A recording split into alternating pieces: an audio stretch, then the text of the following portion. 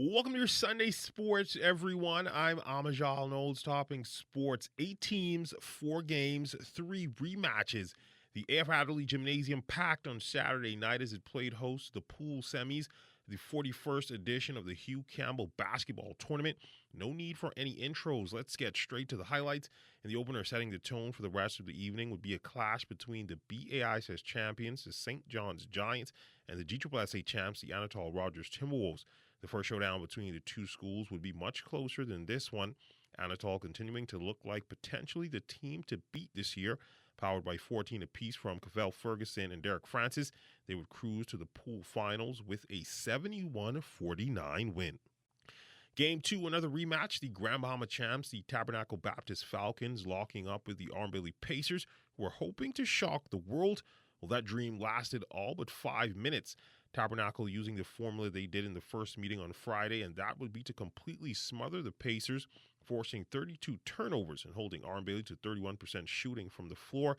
Tabby winning this one easily to advance to the pool finals, 51-30.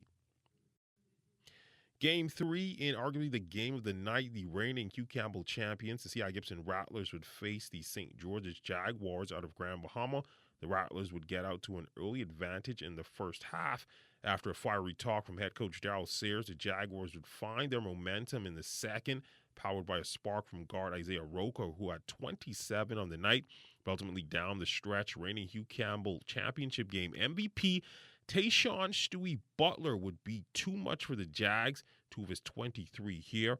Rattlers punched their ticket to the pool final 72-58 to set up a much-anticipated rematch with their GSSA rivals, the Anatol Rogers Timberwolves. And in the nightcap last year's Hugh Campbell runner-ups and winners out of 2 of the last 3 championships, Sunland Baptist Stingers, took on the C.C. Sweeting Cobras, who hoped to ride that wave of momentum of their big win over the Stingers on Friday. Early on, it would be clear that the Stingers would be locked in for this one. They would be the sharper and more aggressive team early on as they would get out to a double-digit lead at the half, but the Cobras would not go down without a fight, surging back in the final quarter to get the game within 5.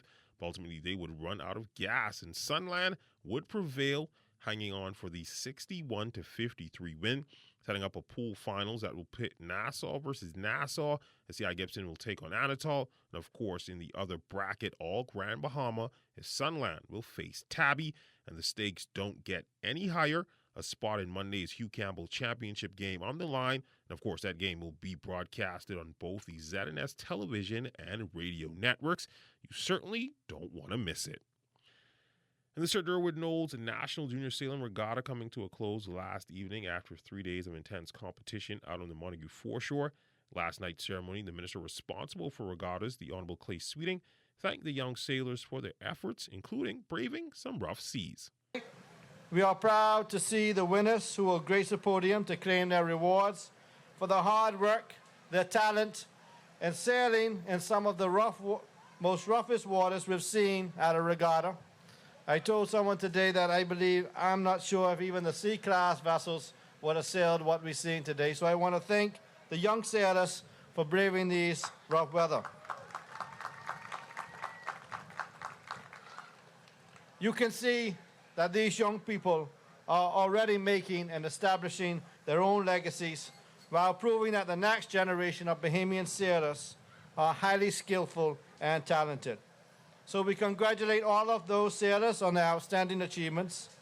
Your victories are a celebration of your hard work, talent, and we certainly are pleased to see that all of you will continue for the high standards to follow.